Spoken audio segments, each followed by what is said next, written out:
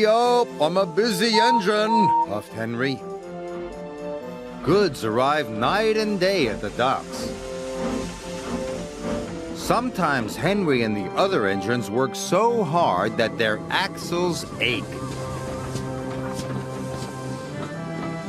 Sir Topham Hatt brought in a new engine to help with the heavy workload. He was long and had 10 drive wheels. He looked very strong. This is Murdoch. He's going to be pulling freight on the main line. Ahoy, matey! Shouted Salty. Welcome, Murdoch, called Harvey. You're the biggest engine I've ever seen, cried Thomas. You're a chatty lot, Murdoch said quietly.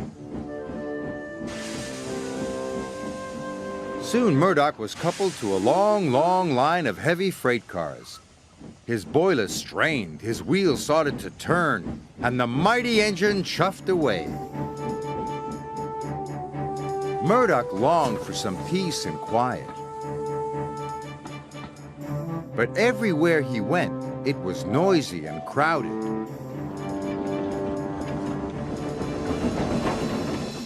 At the end of the day, Murdoch was looking forward to a good night's rest.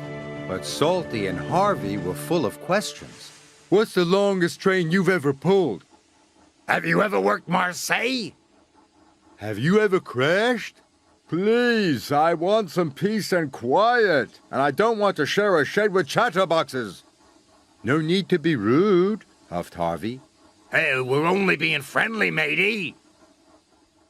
The next morning, Murdoch collected another long, heavy train.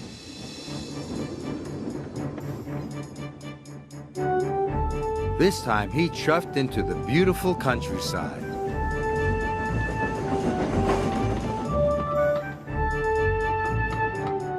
It was splendid.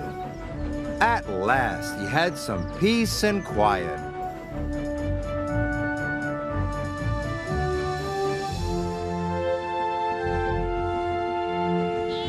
Suddenly, his driver applied the brakes. There were sheep on the tracks. The sheep escaped from that field, said the driver, through that broken fence. The driver and the fireman tried to chase the sheep back. First this way, and then that way. They tried everything, but nothing worked. We'll never move these sheep by ourselves, complained the fireman. I'll go and phone for help, sighed the driver. Murdoch was very unhappy. The noisy sheep were spoiling his peace and quiet.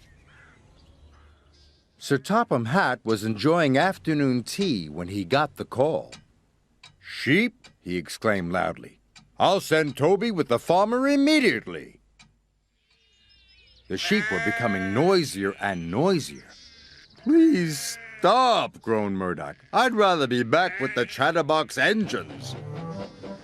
Just then, Toby chuffed into view. Toby! Exclaimed Murdoch. We're certainly glad to see you.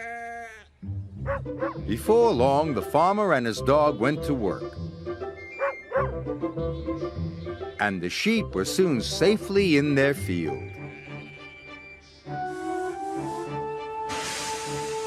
And Murdoch was on his way again. Thanks, Toby!